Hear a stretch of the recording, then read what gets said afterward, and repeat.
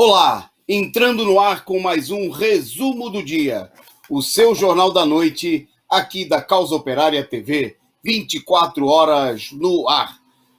Nosso programa dessa terça-feira, dia 9 de janeiro, destacando a decisão do STF de aceitar que a defesa do ex-presidente Lula utilize as provas, os vazamentos aí da Operação Spotify contra o ex-presidente Lula, né, que foram os vazamentos aí das conversas entre o Moro, Dallagnol e outros procuradores. Então, você com a gente, você vai acompanhar essas e outras notícias. Vamos falar da crise aí da direita, né, destacando aí Mourão ausente na reunião no Palácio, o Dória se expondo aí com o Aécio Neves, né, crise também no DEM, onde o Rodrigo Maia ameaçando sair do partido, e, bom, muita crise na direita mostrando que não é só a esquerda que tem seus problemas e dificuldades nesse momento. Vamos falar dos números escabrosos, tremendos da Covid no Brasil, 1.340 mortes, né, pessoas mortas no dia de hoje, né, são os dados, e a Organização Mundial de Saúde dizendo que a variante do vírus Covid-19 identificada no Brasil, a nova cepa de Manaus, tem o potencial de afetar a capacidade de vacinas, de garantir a imunidade contra a doença. Então, vamos tratar desse tema, né, que significa aí que pode ser aí que essa vacina não vale absolutamente nada, né? Além da mais, nós vamos falar dos dados aqui da vacinação, que está muito mais lento do que o Rubinho Barrichello nas corridas de Fórmula 1. Bom, nós vamos falar de uma coisa que fecha quando tem Covid e de outra que o governo não quer fechar, mesmo tendo mais de 100 casos. O Senado Federal teve um senador morto e aí foi decretado o fechamento do Senado. Os senadores que já não trabalham, não fazem nada, né, vivem aí altos salários às custas do povo e para aprovar coisas contra o povo, tiveram o trabalho suspenso. Vamos falar disso. Já os professores, né, que estão em greve, ameaçados aí pelo governo. Bom, nesse programa nosso, que hoje é um pouquinho mais curto, né, porque está acontecendo, vocês sabem, né, hoje foi dado continuidade à Universidade de Férias, a Universidade Marxista, né, com o curso o que foi o stalinismo, uma análise marxista. E hoje também nós tivemos, agora há pouco, né, se você não estava acompanhando aqui conosco, né, você pode depois rever, assim que terminar o nosso programa, a estreia do programa Comando de Greve.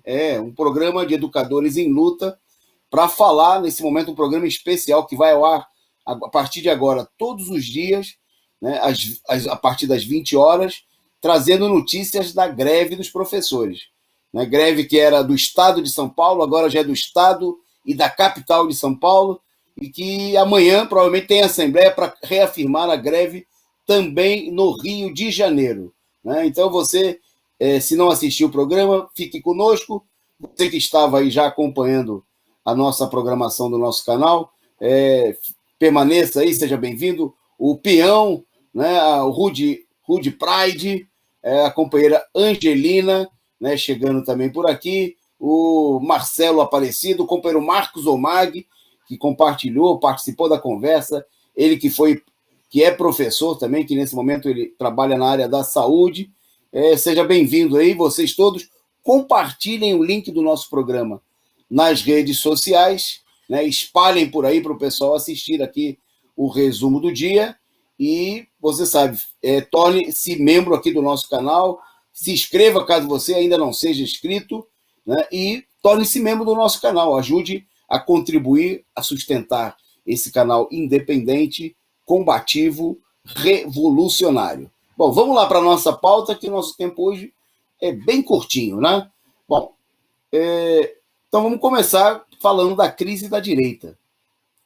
O presidente ou vice-presidente da República, ilegítimo, tão quanto o presidente, o general Hamilton Mourão, ele foi hoje desconvidado, né, para uma reunião que aconteceu no Palácio do Planalto. Né? Ele foi excluído, na realidade, quer dizer, falando em outra linguagem mais direta, foi excluído da reunião que Bolsonaro realizou com ministros na manhã de hoje, né? Inclusive numa reunião que Bolsonaro anunciou que vai lançar um programa com verba privada para áreas ambientais. Isso quando o Mourão pelo menos do ponto de vista formal, é o chefe do Conselho da Amazônia, né? E não foi convidado na reunião, disse aí numa entrevista que estava trabalhando, né? Já desqualificando a outra reunião, parece que não seria uma reunião de trabalho, né?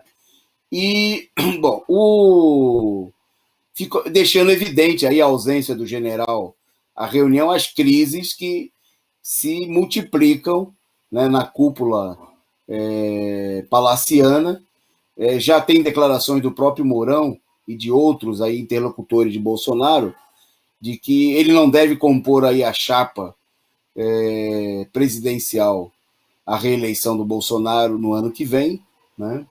Um sintoma muito claro aí da crise, muitas declarações, aí hoje a ausência. O presidente, inclusive, deixou de chamar o Conselho da República, o Conselho de Ministros, lá criado pelo Bolsonaro, e chamou uma reunião aí dos ministros sem convidar o Mourão, né? É bom lembrar que o Mourão não é qualquer... o papel dele é um papel importante, foi colocado aí na chapa como uma espécie de tutor, de segurança, né, da equipe do Bolsonaro, do governo improvisado do Bolsonaro, né, o candidato que a direita teve que apoiar contra a possibilidade de uma vitória da esquerda, mesmo, né, com o golpe da cassação da candidatura do ex-presidente Lula, da prisão do ex-presidente Lula, prisão totalmente ilegal. Bom, mas o importante do ocorrido é um sintoma muito claro da crise, né? A tentativa, o Bolsonaro vai procurando se recompor aí com o Centrão, com os setores da direita, mas é evidente, né, que a ausência do Mourão e a crise é um sintoma de uma crise, não só com o Mourão, mas provavelmente com setores militares que o Mourão representa aí no comando do Palácio. Bom, falando de crise, né, destacar aqui também a crise no PSDB. Né? O governador de São Paulo, João Dória, né, mais conhecido como São João Dória da vacina, ele anunciou e fez um pedido pedindo o afastamento de Aécio Neves durante reunião do partido em São Paulo. Né? Segundo o próprio Dória e interlocutores, né, ele considera que o deputado federal por Minas Gerais, o Aécio Neves, que foi candidato presidencial do partido em 2014, né, foi o responsável pela articulação que resultou na vitória de Arthur Lira para a presidência da Câmara, inclusive, né, com votos do PSDB. É bom lembrar que a debandada, né, do PSDB, do DEM, né, de todos os partidos da direita e até de alguns integrantes dos partidos de esquerda para o bloco do Arthur Lira foi fenomenal. O Arthur Lira teve 302 votos e os votos, obviamente, não eram apenas do Centrão e dos bolsonaristas. Né? Também conseguiu aí o apoio entre os setores que supostamente estavam articulados aí em torno da candidatura do Rodrigo Baleia sobre a liderança do Rodrigo Maia. Bom, então o Dória hoje declarou que pediu o afastamento, né? Quando foi questionado, inclusive, se queria a expulsão de Aécio do partido. Segundo ele, entendo, palavras do Dória, que o PSDB não deve abrir espaço para ações desse tipo. O PSDB é um partido com direcionamento e com uma posição, embora possa ter recuos, discussões, debates. E papapá, papapá, papapá. Pois bem, o fato é que o Dória vai procurando, ele que é aliadíssimo do Aécio, ao longo dos últimos anos, se elegeu prefeito de São Paulo em 2016, né, em plena campanha, em pleno ano do golpe de Estado, aí, que o Aécio tinha um papel importante, né, nas articulações em nível federal. Depois se elegeu governador aí em plena campanha, em campanha eleitoral de 2018, o Bolsodória, né, fazendo candidato pelo Bolsonaro, mas agora o Dória está procurando pousar aí com uma certa independência, como um candidato de oposição ao Bolsonaro. É a ideia de conquistar o espaço aí, né, de ser ele mesmo o candidato do esquema Joe Biden aqui no Brasil, né, um candidato direitista, reacionário, que seja apresentado aí falsamente como uma alternativa progressista à candidatura à reeleição do presidente fascista, igualmente reacionário, Jair Bolsonaro, né? Bom, isso aí está mostrando aí as crises, principalmente pelo aprofundamento da própria crise econômica, né? Tem o ditado popular antigo que diz: em casa que falta o pão, todos brigam e ninguém tem razão. Obviamente que não é a casa deles que está faltando pão, mas a casa do povo brasileiro, e a crise econômica profunda, falências recordes, né? Crise na indústria, o país em um caos total, né? Veja-se o número de mortos, desemprego, fome, e a burguesia, né? Os setores da burguesia procurando disputar quem vai comandar aí essa situação, quem vai tomar conta do espólio, né? E para esfolar, continuar esfolando o povo. E o Dória, que procura se construir como uma alternativa, né, está aí procurando limpar o terreno no próprio PSDB, né, uma vez que alguns setores se articulam em torno do Centrão, quem sabe até também para desgastar o próprio Dória e buscar uma alternativa dentro ou fora do PSDB. Né? É bom deixar claro que, obviamente, que o Dória não é uma unanimidade, nem de longe, nem dentro do PSDB, nem mesmo dentro dos setores do chamado centro, que é a direita, setores golpistas tradicionais, né, que querem construir aí uma alternativa a Bolsonaro, e uma alternativa, quem sabe, que possa, inclusive, ter o apoio de setores da esquerda. Sem o que esse centro aí, como ficou claro em 2018, não tem apoio suficiente, né, para se colocar aí no meio da disputa entre Bolsonaro e a esquerda. Ainda mais se o candidato da esquerda, e principalmente se o candidato da esquerda for o ex-presidente Luiz Inácio Lula da Silva. Bom, por falar em Lula, né, a segunda turma do Supremo Tribunal Federal liberou hoje o acesso de Lula a conversas vazadas na Operação Spoofing. Bom, a turma do STF garantiu dessa maneira que a defesa de Lula, quer dizer, possa ter acesso a todas as mensagens da Lava Jato, né, que foram aí vazadas, inclusive, né, na investigação por conta dessa operação. Por 4-1, os ministros rejeitaram o recurso dos procuradores, né, entre eles o ex-coordenador da Força-Tarefa da Lava Jato, o Deltan Dallagnol, contra o compartilhamento do material que foi hackeado, né, e que foi vazado aí, uma parte dele, e agora se torna, fica disponível aí na forma de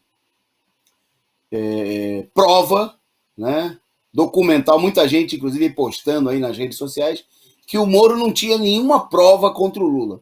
Mas agora a defesa do Lula tem provas materiais, né, contra o Moro, né, mostrando evidentemente que toda aquela operação, a Operação Lava Jato, nada mais foi do que uma operação criminosa, um conluio ilegal, né, contra o ex-presidente, onde os procuradores, que devem atuar nos processos aí como acusadores, combinavam os procedimentos, né, muitos deles totalmente ilegais, com o juiz. Quer dizer, já o fato de combinar é ilegal. podia até estar combinando qualquer coisa devida que já seria uma ilegalidade, né? E mais ainda, os vazamentos, como nós mostramos aqui em programas anteriores, eles deixam muito evidente que o Moro comandava, de fato, né, o trabalho dos procuradores. Quer dizer, o juiz, que supostamente se deveria ser isento para julgar o réu, ele comandava, né, toda a ação dos procuradores, dos acusadores, né, orientava que provas deveriam ser usadas, apresentadas, os prazos, etc., etc., um conjunto de ilegalidades, além das denúncias de participação do Departamento de Estado norte-americano, presença de investigadores do FBI sem autorização, né, do poder constituído, para que isso acontecesse. Só um minutinho para ajustar aqui, não sei se está dando problema no nosso sinal. Se tiver, vocês nos avisem aí. Bom, nós vamos seguindo por aqui.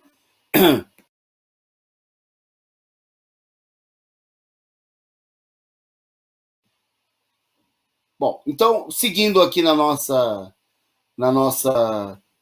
transmissão, esse fato ele é muito importante, né, porque o STF autoriza a defesa do Lula a usar essas provas no processo em que a defesa do ex-presidente pede a suspeição, né, do ex-juiz Sérgio Moro, né, e agora ricamente embasado, inclusive, nessa armação, mas evidentemente também com base no fato de que o ex-juiz foi premiado, né? Não só ele tramou de maneira ilegal, como ele também tirou proveito da condenação, né?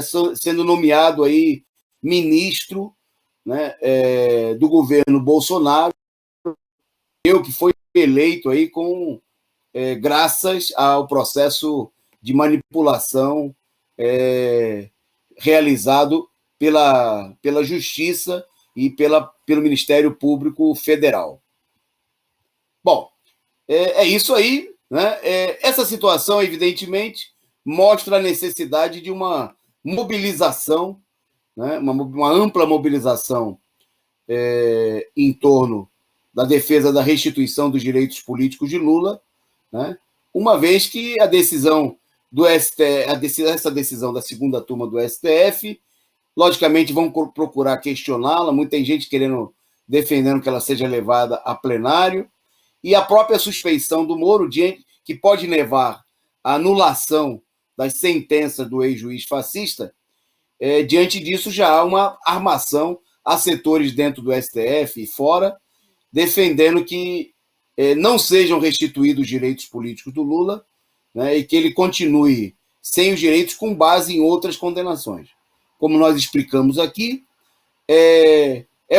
a outra condenação que tem trânsito, que tem julgamento em segunda instância, diz respeito ao caso do sítio de Atibaia, né, que foi julgado em primeira instância pela substituta do Moro, a Gabriela Hardt, que foi denunciada, inclusive, que ela fez copia e cola, Ctrl-C, Ctrl-V, né, da própria sentença do Moro. Então, a anulação, a desmoralização total dessa armação da Lava Jato, né, evidencia que é preciso ter uma mobilização dia 27. Né, o Comitê Nacional Lula Livre está chamando protestos aí em todo o país. Né. Ontem também a direção nacional do Partido da Causa Operária se reuniu e deliberou realizar uma campanha, já colocou na rua centenas de milhares de panfletos, né, chamando a mobilização a favor da restituição dos direitos políticos do ex-presidente Lula.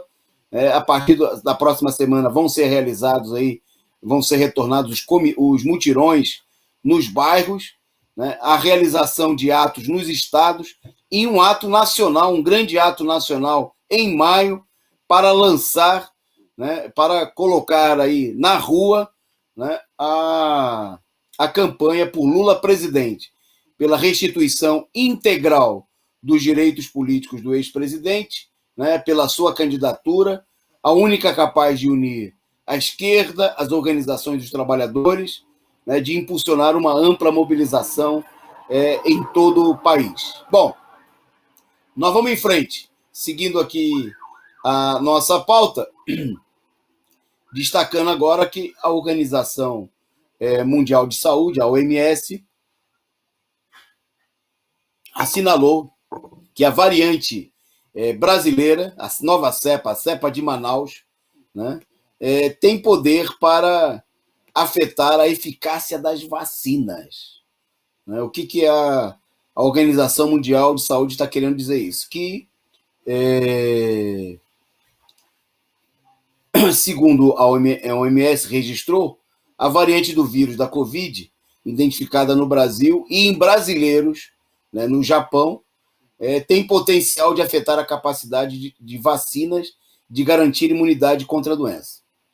O alerta ele faz parte de um informe semanal publicado pela Organização Mundial da Saúde, foi divulgado aí de maneira muito pequena aí pela imprensa golpista.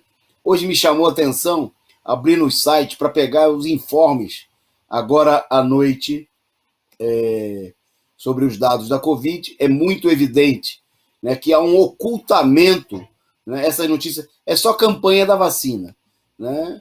Você é velhinho sendo vacinado de manhã, de tarde, de noite. É um enorme esforço para procurar apresentar a situação como se o país já tivesse praticamente à beira de se livrar da pandemia. Bom, a realidade, infelizmente, é muito diferente, né, desse noticiário. Bom,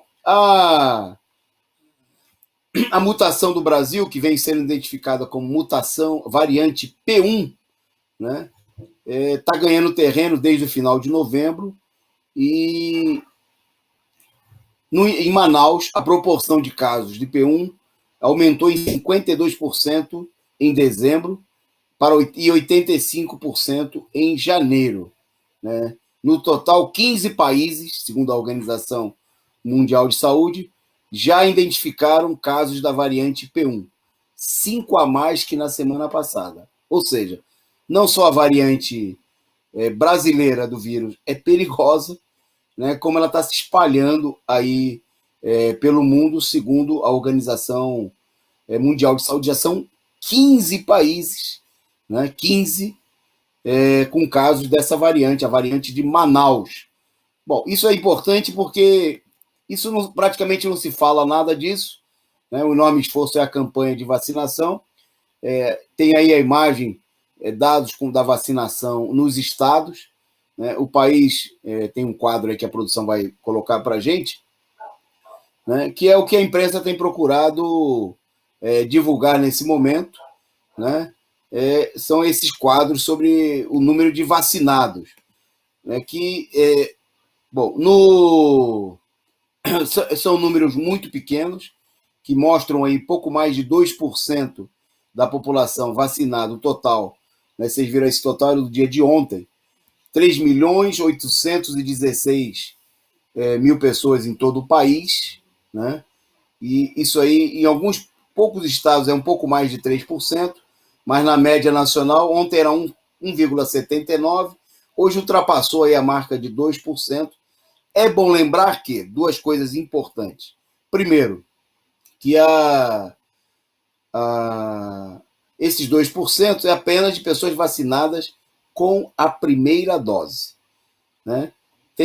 Hoje tem pouco mais de 20 mil pessoas que tomaram já a segunda dose, 0,01%, né, das pessoas que precisam ser imunizadas.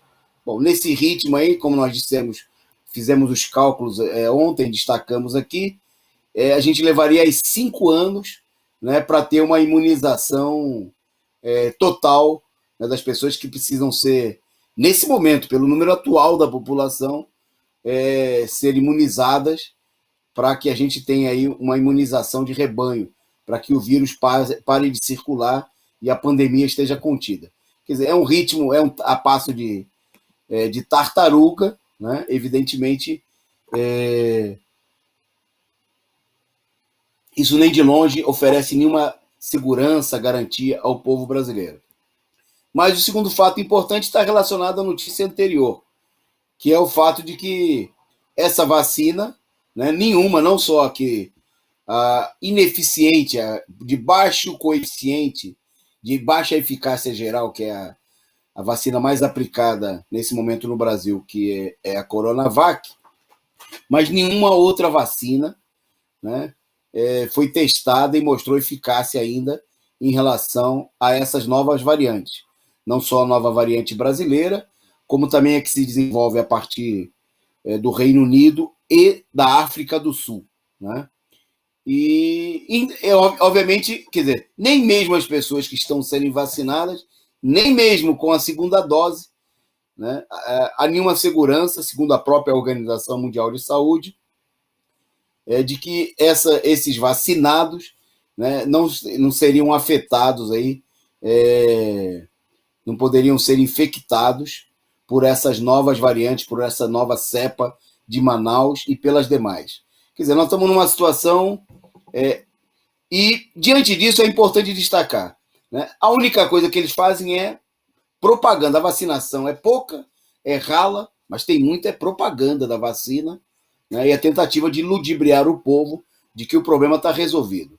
O país continua sem testes, né, sem medidas efetivas para combater a situação, como foi combatida, solucionado em lugar nenhum do mundo ainda, né, mostrando aí a ineficácia, a falência do capitalismo, né, mas em vários países onde a situação foi combatida, não foi através da vacina, mas foi através da testagem, da separagem da população, né, do tratamento, coisa que aqui no Brasil, né, nós estamos vendo que nada disso acontece já há quase um ano da pandemia e a situação está cada vez pior. Daqui a pouco a gente volta a falar, vamos falar dos números da pandemia. Bom, antes do final do programa. Bom, mas vou destacar aqui um caso de suspensão dos trabalhos, se é que a gente pode chamar de trabalho, pela pandemia.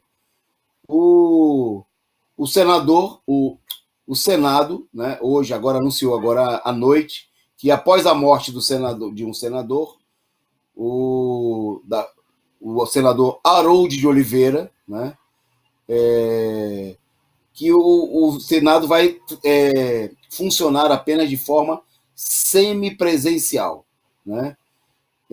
O anúncio foi feito pelo novo presidente do Senado, Rodrigo Pacheco, né? Também faleceu, foi anunciado aí a morte do senador Bruno Maranhão, né? Bom, então nesses casos aí a direita, né, resolveu suspender os trabalhos, trabalho que já não é muito lá no Senado, né? Um dia depois da morte do José Maranhão, né, que foi vítima aí da Covid, então o Congresso resolveu suspender os trabalhos, né, e vai trabalhar de forma semipresencial. O senador morreu em virtude de complicações da própria Covid. Ele estava internado há 71 dias desde que foi diagnosticado com a doença, né? Bom, no caso dele, teve aí atendimento, né? Teve. O senador já era de idade avançada, bom, e foi suspenso aí o trabalho, porque finalmente parece que há uma consideração de que a vida dos senadores tem alguma importância. Já no estado de São Paulo e em todo o país, são já a essa altura centenas de casos de professores, funcionários, gestores das escolas públicas infectados pela Covid, só com a volta ao trabalho presencial no planejamento escolar. No entanto, o governo do científico João Dória, né, tem um card aí, produção, se tiver disponível, aquele aí que nós mostramos. É isso, muito obrigado aí. É a imagem do São João Dória da vacina, né, feita aí por um professor aí que nos mandou o card, mostrando a verdadeira imagem aí do São João Dória da vacina, o santo protetor da morte, né? Então, o governo decidiu aí, transformou o trabalho dos professores em atividade essencial, né? A pretexto de manter os professores trabalhando, obrigar os professores a trabalharem, mesmo, né, com caso de Covid nas escolas, diretores mortos, vice-diretores, coordenadores, professores. Isso, casos se multiplicando agora diante do planejamento. Bom, diante disso, amanhã